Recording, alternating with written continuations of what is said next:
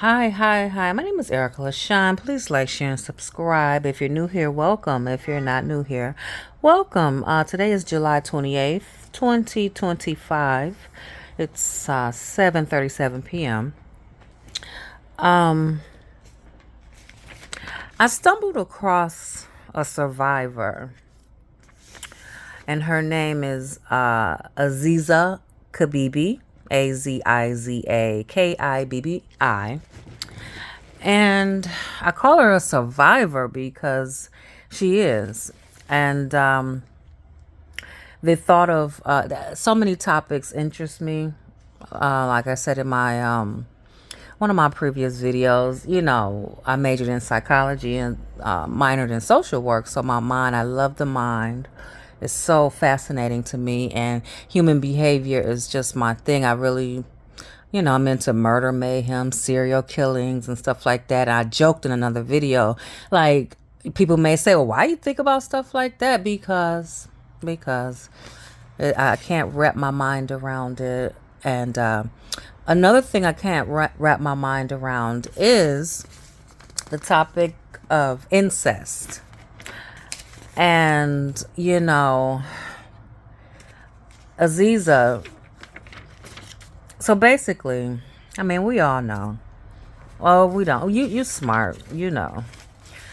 But I'll just go briefly, just in case. Wikipedia them said incest is sex between close relatives. For example, a brother, a sister, or parent. This typically includes sexual activity between people and blood relations, and sometimes those related by lineage. It is condemned and considered immoral in many societies. It can lead to an increased risk of genetic disorders in children in case of pregnancy from incestuous sex. That's really it in a nutshell. Please excuse the paper, but I don't know. It goes on to say the incest taboo is one of the most widespread of all cultural taboos, both in present and in past societies. Most modern societies have laws regarding incest or social restrictions on closely consanguineous conjugal consanguineous marriages.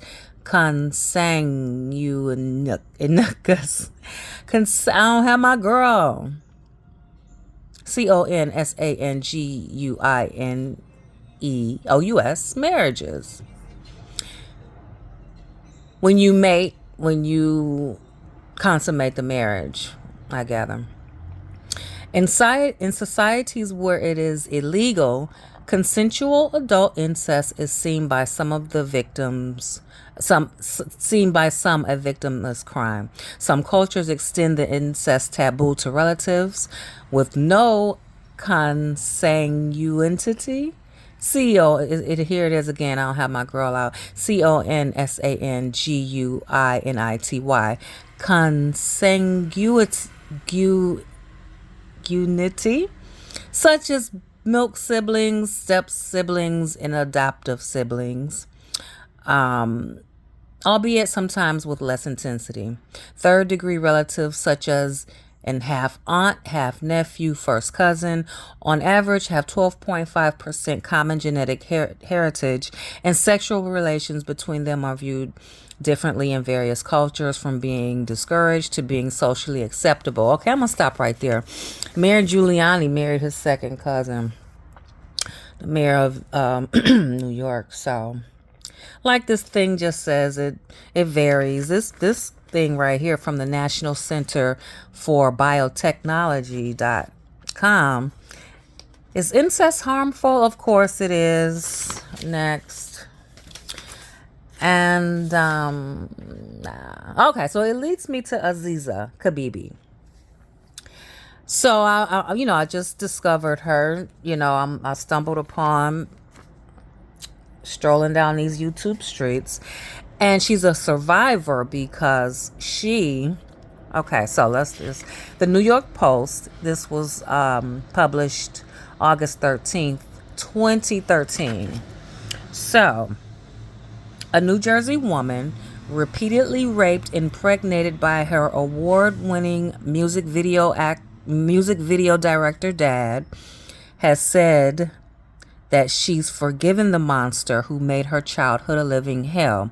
Aziza Kibibi, 35, was first molested by her father, Aswad Ayinde, Ayinde, at age 8, and was first raped at age 10. The repeated sexual abuse eventually led to 5 pregnancies. 4 of those births survived. The father, Aswad, was sentenced to 50 years behind bars on July 22nd, 26, and will surely die in prison. That sentence will only begin after Aswad, the father, finishes a 40-year term for raping another one of his daughters. She has, it's her and her 2 sisters. Ayinde, who also goes by the name Charles McGill, is best known as the director of the music video for the Fugees' classic, quote unquote, Killing Me Softly, which won Best R&B Video at the 1996 MTV Music Video Awards. Quote unquote, I still have compassion for him, and I felt sorry for him when he came out. Kibibi told NJ.com about the day he was sentenced. So yeah, I'm gonna stop right here. Let me see. This goes on a lot. A lot of families keep it, it's a secret. It's very taboo.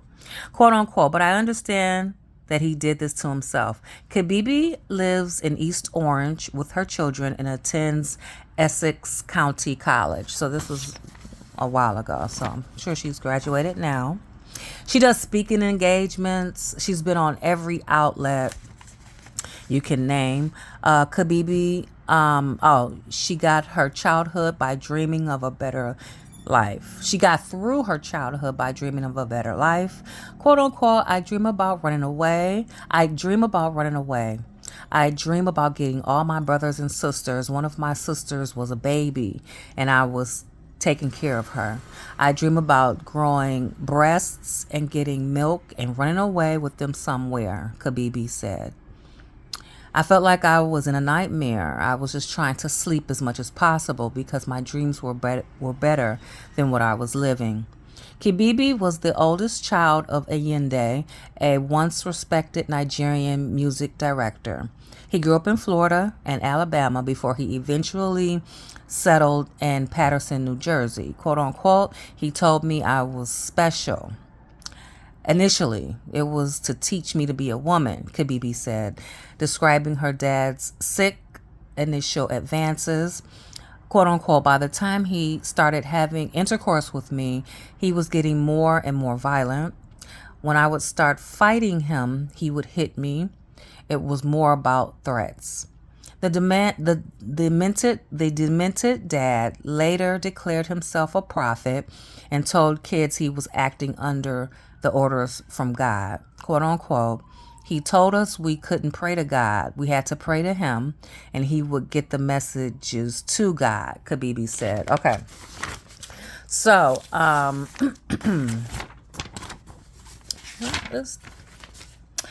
so now, because I've been like researching her, it's astounding that she was able to survive this ordeal.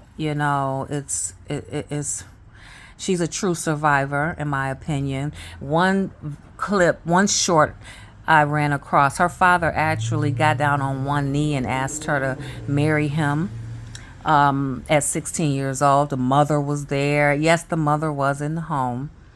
So the father is doing like 90 years in prison in Jersey. And she was also featured on, in 2019, there was a series called Evil Lies Here.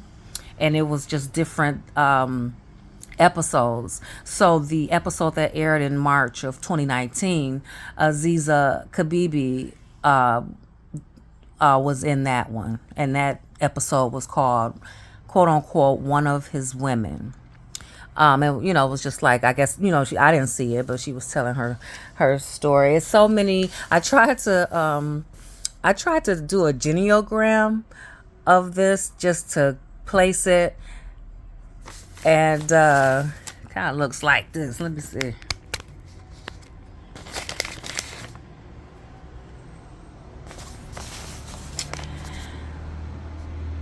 So it's like the mother, the father. We had to do a genealogram. Well, my manager at the time when I was doing CPS work, we had to do a genealogram for one of my cases because it wasn't was it?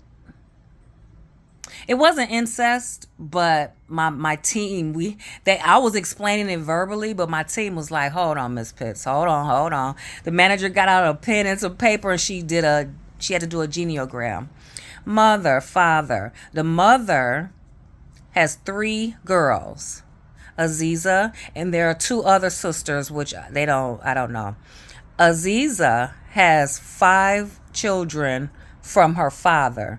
One passed away from genetic complications and chromosomes and stuff.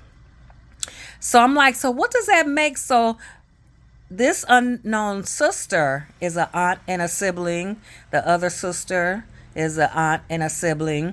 The father is the granddaddy and the daddy to these children. So Aziza is mom and also the sibling to her children. And the mother is just the granny. So I was just thinking, like, wait, I wonder if the mother, if you could help me out. And I think the mother is just the granny, because I'm not sure. Okay. However, okay, so yeah, let me bounce over here real quick, because there are a lot of people. They have so many questions for her, and she answers them. She carries herself so well. It's like, wow. So here's Aziza. Okay. Oh, where is that? Oh.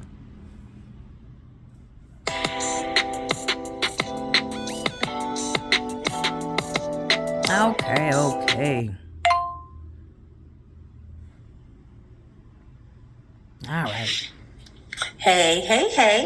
I am Aziza Kibibi, and welcome back to my channel. Today's video, I want to talk a little bit about a question that I often get asked, and that is, what is it like to be the biological mother to your own brother and sisters? So let's just get right into it. But before we do, please make sure you subscribe, like, and share this video, because it's all about getting these conversations started. All right, let's go. Okay, this intro calls for something serious, so let's go cursive. Aziza. Never mind. Aziza Kibibi. Seriously though. So, if you don't know me, I am a writer, I like to think of myself as a content creator and a multimedia personality. That is what I got my degrees, one of my degrees in, when I went to university. I am a survivor of many years of sexual and physical abuse at the hands of my father. And I'm an activist. I'm very outspoken about the things that has happened to me. But above all of that, what I am first is a mom. If you are new here, I am a mother to my own brothers and sisters. Meaning, no, it's not that I was an adult and I had younger siblings that I raised on my own, so technically I am their mom. No, I am actually the biological mother of 4 of my siblings. For those of you who don't know or who may be new here, my father started molesting me when I was 8, and he started raping me at 10. I got pregnant with my first child by him when I was 15 years old, and over the years was pregnant 5 times and gave birth to 4 children. One of my children did pass away due to genetic difficulties because she was a result of 2 close family members who produced a child. And the other 3 I raised on my own primarily. Now, I do have 5 children altogether. My youngest child, who is not a result of the incestuous abuse by my father, was for my ex-husband, who, after escaping my father, I fell in love, got married, and really tried to live that American fairy tale happily ever after dream. But that didn't quite work. Anyway, without going into the whole spiel about divorce and everything else, which I'll probably address if y'all want to know more about it in another video, I did get an amazing young man, little boy, who grew up to an amazing young man out of the situation. And along with him, yes, my other now living 3 children who are the products of incestuous abuse. Okay, so now that all of that's been clarified, people tend to ask me about my relationship with my children, considering that they are my biological brothers and sisters, as well as my offspring. I am their mom. They are my son and daughters. And what impact does the very intertwined, layered, complicated biological relationship have on our family relationship? And it tends to vary. One, I had my children young, and I think that anybody that has kids young, definitely, especially while they are still teenagers or children themselves, can attest to, if you do raise your child, that you grow up with them, essentially. So that primarily was the relationship between my children and myself. Because I grew up isolated, I didn't have friends, I didn't have access to doctors, teachers, anybody really on the outside world who my father did not have any form of control over, which essentially is what contributed to the fact that I had so many children by my father, because there was nobody to report to outside of my family. Yes, I know this question is going to come up, especially if you're new here. My mother knew. Yes, my mother knew. She knew about everything that was going on. She learned that my father was abusing me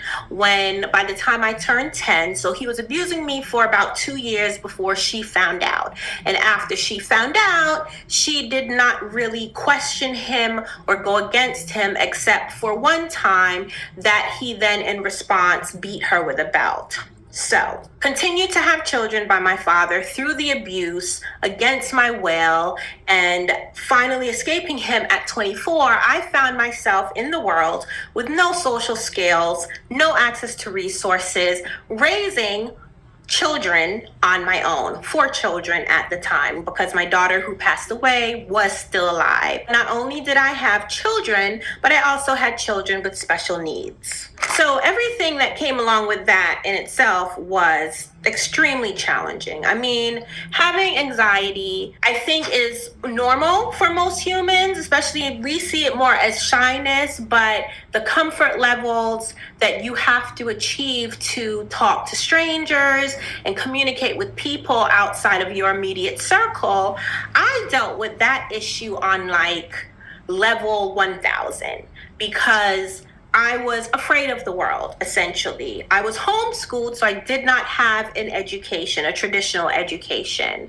When it came to now having my children, having to be their mom, having to be a single mom, I was learning a lot about the world at the same time that they were growing. So here I was nurturing and raising. Don't let your teams get pulled in too many directions. Okay, so she just kind of goes into her children are her, she is mom in the home. Please check her out. Aziza Kibibi on YouTube. I am Aziza Kibibi, Kibbi. And yeah, I don't want to gets a little lengthy. Okay, so I have some, let's see. So that's a photo of her with the kids, and then that's him. This was a while ago.